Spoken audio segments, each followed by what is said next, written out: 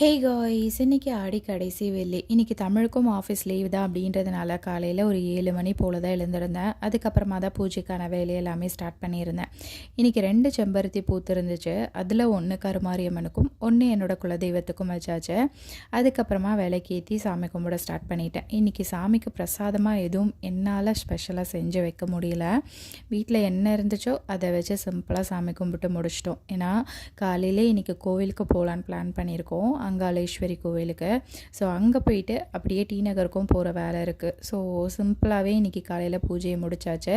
கிளம்புறதுக்கு முன்னாடி கம்பங்கூழ் குடிச்சிட்டு சஷ்விக்கும் பிரேக்ஃபாஸ்ட்லாம் ஊட்டி விட்டுட்டு அதுக்கப்புறமா தான் கிளம்பியிருந்தோம். எல்லா வாரமுமே நாங்கள் கருமாரியம்மன் கோவிலுக்கு தான் போவோம். பட் இன்றைக்கி நாங்கள் அங்காளேஸ்வரி கோவிலுக்கு வந்திருக்கோம். 5வது வாரம், அதுவும் என்னுடைய குலதெய்வமான அங்காளேஸ்வரி கோவிலுக்கு வந்ததில் எனக்கு பயங்கர ஹாப்பி. இன்றைக்கி இந்த கோவில் வரணும்லாம் பிளான் பண்ணல. காலையில் சடனாக தோணுச்சு, சரி கிளம்பிடலாம் அப்படின்னு சொல்லி கிளம்பி வந்தாச்சு. அதுக்கேற்ற மாதிரி இன்றைக்கி அம்மனுமே அவ்வளோ அழகாக இருந்தாங்க. பட்டு பாவாடை சட்டையெல்லாம் போட்டு ஜடையெல்லாம் பின்னி பார்க்குறதுக்கே அவ்வளோ அழகாக இருந்தாங்க. எனக்கு சஷ்வி குட்டி அம்மன் ரூபத்தில் உட்காந்துருக்க மாதிரி தான் எனக்கு ஃபீல் ஆச்சு. ஸோ பார்த்த உடனே எனக்கு பயங்கர ஹாப்பியாக இருந்துச்சு. ரொம்ப ரொம்ப மனசுக்கு நிறைவாக இருந்துச்சு. ஸோ நல்லபடியாக சாமியை கும்பிட்டுட்டு அப்படியே கோவிலேருந்து கிளம்பி டி நகர் வந்துட்டோம். சஷ்விக்கு பர்த்டேக்கு ட்ரெஸ் எடுக்கிறதுக்காக தான் வந்திருந்தோம். பட் அதை தவிர மற்ற எல்லா வேலைகளையுமே பார்த்துட்டு இருந்தோம். சஷ்வி வெளியில் வந்தாலே பயங்கர அட்டகாசம் பண்ணுவாங்க. அவங்கள கண்ட்ரோல் பண்ணி எல்லா திங்ஸும் வாங்குறது அப்படின்றது கொஞ்சம் கஷ்டமான விஷயந்தான். இருந்தாலுமே மேனேஜ் பண்ணி ஓரளவுக்கு திங்ஸ்லாம் வாங்கிட்டோம். ஃபைனலாக சஷ்விக்கு சில்வர் செயின் அருந்த போகிற மாதிரி இருக்குது. ஸோ அதை மாற்றிட்டு எனக்கும் கொலுசு மாற்றிட்டு 2 வெள்ளி விளக்கு இருக்குது. ஸோ அதையும் மாற்ற வேண்டிய வேலை இருந்துச்சு. ஸோ அதெல்லாம் முடிச்சிட்டோம். அங்கே உட்காந்துட்டு கல்சி வச்சுட்டு என்ன பண்ணிகிட்ருக்காங்கன்னு பாருங்கள். அதை வச்சு விளையாடிட்டு வரமாட்டேன்னு அடம் பிடிச்சிட்டு இருந்தாங்க.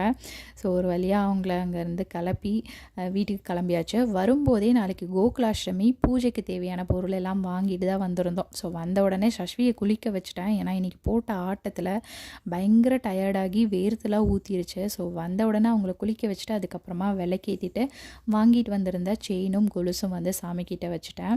அதுக்கப்புறமா சஷ்விக்கு ரஃப்யூஸ்க்கு கொஞ்சம் ட்ரெஸ்லாம் வாங்கியிருந்தேன். ஸோ அதெல்லாம் போட்டு பார்த்துருந்தேன் கரெக்டாக இருக்கா அப்படின்னு சொல்லிட்டு. கரெக்டாக இருந்துச்சுன்னா வாஷ் பண்ணிடலாம் அப்படின்னு சொல்லி போட்டு பார்த்துருந்தேன். ஸோ கரெக்டாக இருந்துச்சு. ஸோ அது எல்லாத்தையும் வாஷ் பண்ணி முடிச்சுட்டு தூங்க போகிறதுக்கு முன்னாடி எனக்கு தமிழை கொலுசு போட்டு விட சொன்னேன். சஷ்வி நான் தான் போடுவேன் அப்படின்னு சொல்லிட்டு 2 பேரும் மாற்றி மாற்றி போட்டு விட்டு கடைசியில் எப்படி போட்டு விட்டுருக்காங்க பாருங்கள். தலைகீழ போட்டு விட்டுருக்காங்க. 2 பேரும் விடுங்க நானே போட்டுக்கிறேன் அப்படின்னு சொல்லிட்டு நானே போட்டிருந்தேன். டைட் மட்டும் பண்ணி விடு அப்படின்னு சொல்லியிருந்தேன் தமிழை. ஸோ அதை தான் பண்ணியிருந்தாங்க. சஷ்விக்கு இந்த கொலுசு நாங்கள் வாங்கலை. 1 வீக்குக்கு முன்னாடியே அம்மா வாங்கி கொடுத்துருந்தாங்க. ஸோ அது புதுசாக தானே இருக்குது அப்படின்னு சொல்லி சஷ்விக்கும் போட்டு விட்டாச்சு. ஸோ அவ்வளோதாங்க இந்த வீடியோ. நெக்ஸ்ட் வீடியோவில் பார்க்கலாம்.